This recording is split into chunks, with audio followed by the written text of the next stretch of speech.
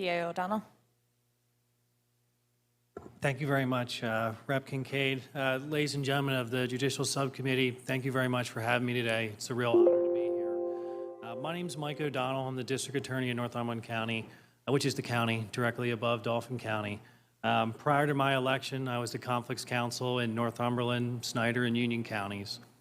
Conflicts Counsel is essentially a public defender.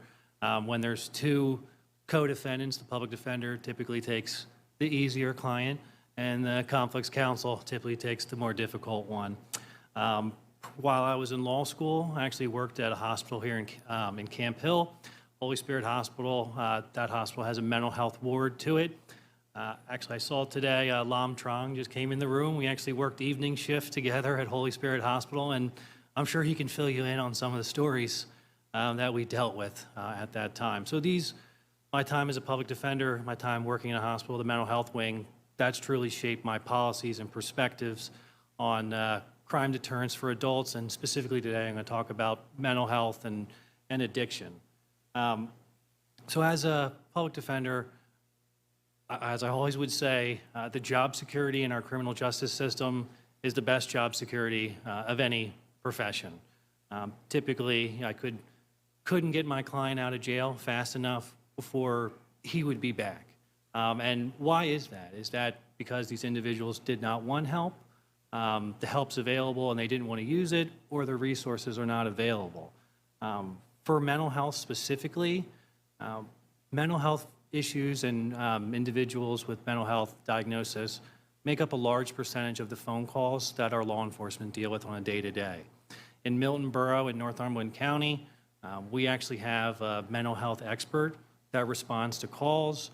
Our Chief Zeddemore has estimated that 10% of the total calls that he deals with are mental health related. Having a mental health expert on the force allows our police force to be able to have a constant connection with these individuals. They have a relationship. They not only have a relationship with these individuals that we deal with multiple phone calls and multiple incidences, but they also have a relationship with the resources that are available and the individuals in the industry. This frontline resource has been a tremendous success in our borough, has really helped limit the time that our officers are spending at these mental health calls, and has really made a big difference in the ultimate recidivism rate that we deal with for these phone calls or for these individual issues. Because the issue we have to deal with is that if you are going to incarcerate someone with mental health needs, our prison at Northumberland County Jail is just not equipped to handle that. We're understaffed, our staff is overworked and underpaid, and they simply don't have the ability to essentially do the one-on-one care that's necessary. So if we are just simply sending these individuals to jail, we're just simply kicking the can to someone else to have to deal with. We're able to deal with this proactively, have someone on the front lines, a frontline resource that can establish this relationship. We're often able to de-escalate the situation, provide our officers the ability to leave the scene and have our mental health expert continue trying to calm this individual down, de-escalate the situation.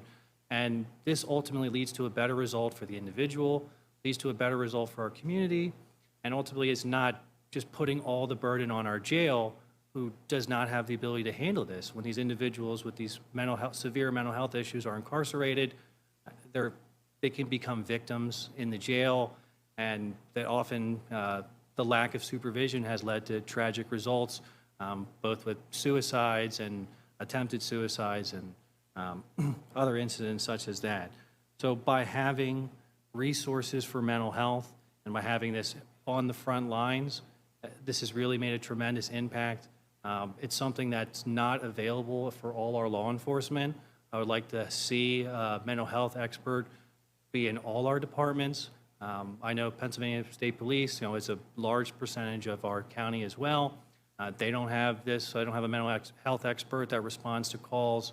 And this is something, this is a frontline resource that really allows us to get a better result and, again, not just kick the can to leave the problem to someone else. And this is just a constant factor that we will always have to deal with. Mental health is just a component of everyday life. Some individuals have needs that are going to be having to be taken care of every day. Sometimes there's just a mental health episode. And if we have the resources there and the ability to provide these resources to our frontline guys, we're able to essentially stop this problem before it gets out of hand or before we have to put it on, on our jail staff. Regarding addiction, one of the analogies I like to make is I always tell my client it's like building a home. We need to have a strong foundation in the home because there's always going to be a storm that we encounter. As the famous philosopher Curtis Jackson once said, death got to be easy because life is hard. Life is difficult. You're going to need that strong foundation. And luckily for me, I came from a great family, a great support, 2 parents. That's something that's really been a tremendous factor in my life. While I was working in the hospital and being a public defender, you really see the reality is a lot of these people, they certainly don't have 2 parents. They might not even have 1 parent, and they don't have any support. And so when we do this process of catch and release, we pick them up for a possession charge or a small minor crime, we incarcerate them, and then they're there for a couple months till we finally, they get sentenced, get a county sentence or probation, and then we just send them out to the same environment that they've been in. And that's not benefiting them. That's not reducing the recidivism rate that we deal with. And if they're not having this strong foundation, if they don't have those supports to go to, you're just throwing them back to their idiot friends. And those guys are not the support that's going to lead them to live a successful life. Programs such as work release, community service, these are programs that help these individuals maintain finances, work while they're incarcerated, so they have something to do besides just sit on their iPad and watch movies all day. They're actually getting services, so when they leave our jail, they have something that they can walk into. They're not walking into the no support environment that they have. And, a lot of times we don't realize what the environment that these guys are going back into, that there is, if they do have parents, they may have substance abuse addictions.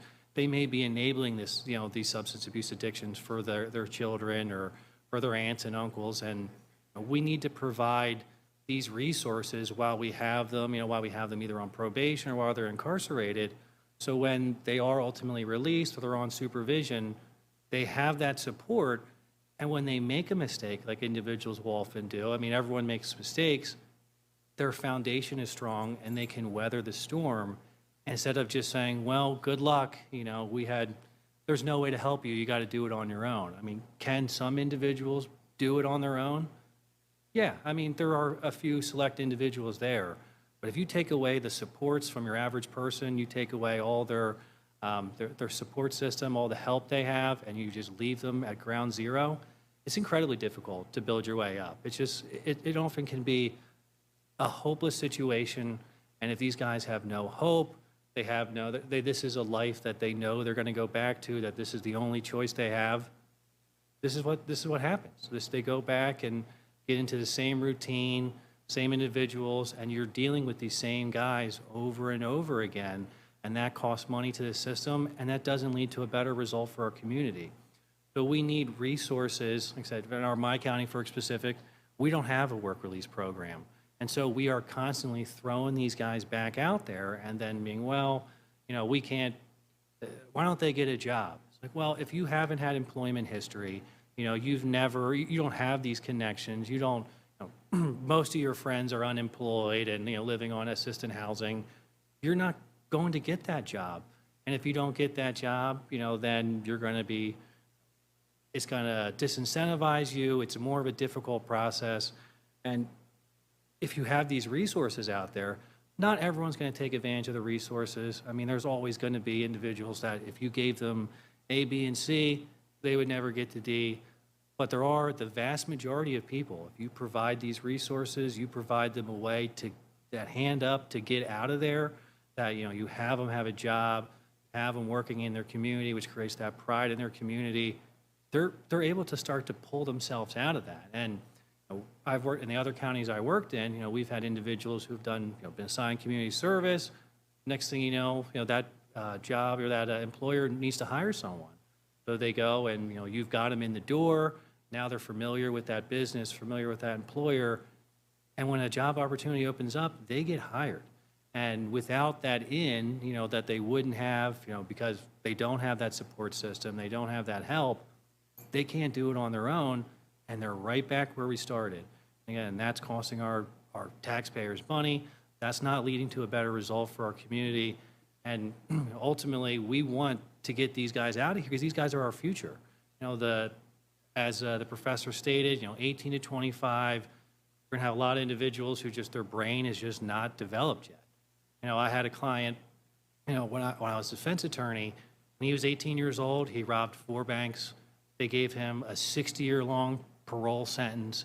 He did 10 years in state prison.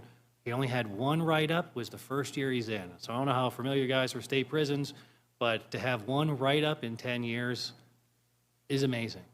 So now he was able to get out. He was able to pull himself up, but he still had 40 years left of supervision.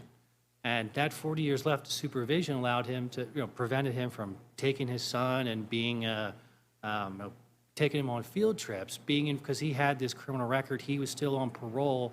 And ultimately, we were able to get a pardon for him to get him off that, as a recommendation from his state parole officer. And when he got it, when he was incarcerated, one of the things he did was he started working in a community service program. He wound up getting a job through the state prison system, and now that's the job he still has. He's an outstanding member of our community, but it took that assistance to get there. And once the door is open, he went through it, and he didn't need the 40 years long of extra supervision he had. I mean, at the time he committed the crime, he was 18 years old, and by the time he would have been off supervision, he would have been almost 65, 70. So certainly, as far as addiction goes, a lot of these guys just don't have those supports, don't have the foundation that they need to weather the storm. So if we can provide that foundation, we can provide that support, it's not going to help everyone and save every single person, but the vast majority of individuals out there, this is what they need. And if we can provide this support ahead of time and have them so when they are released, that they have this foundation to go to, that's going to lead to a better result. That's going to save our taxpayers money, and that's going to make our communities better. So thank you guys again for having me today. It's been a real honor to be here, and thank you for the time. Thank you. Dr. Buckland?